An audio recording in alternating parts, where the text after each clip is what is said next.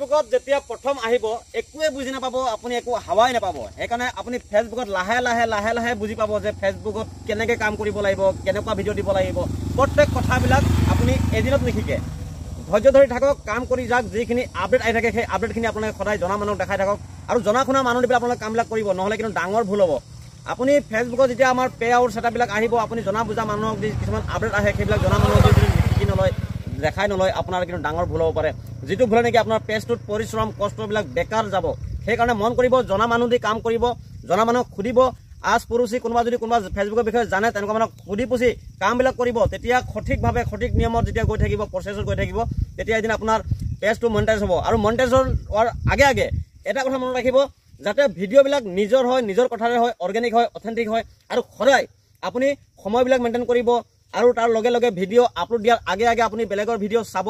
তাৰপিছত আপলোড দিয়াৰ পাছতো বেলেগৰ ভিডিঅ' 2-4টা চাব, ধুনীয়া কমেণ্ট কৰিব। আৰু যিমান পাৰে নতুনসকলক যিমান আপুনি ছাপোৰ্ট কৰিব, মৰম দিব, চেনেহ কৰিব, তিমানে আপোনাৰ পেজটো লাহে আগুৱাই গৈ থাকিব। আৰু ফলোৱাৰ্ছ বঢ়া কিটিপ এটাই হ'ল, আপুনি যেতিয়া নতুন ইউজাৰৰ যেতিয়া ভিডিঅ'বিলাক চাব, কমেণ্ট কৰিব, আদান প্ৰদান মৰম চেনেহবিলাক কৰিব, তেতিয়াই আপোনাৰ পেজটোত লাহে লাহে বৰষুণ পৰা দি ফলোৱাৰ্ছ বাঢ়িব। গতিকে কাম কৰি যাওক। Thank you so' much. Outstanding.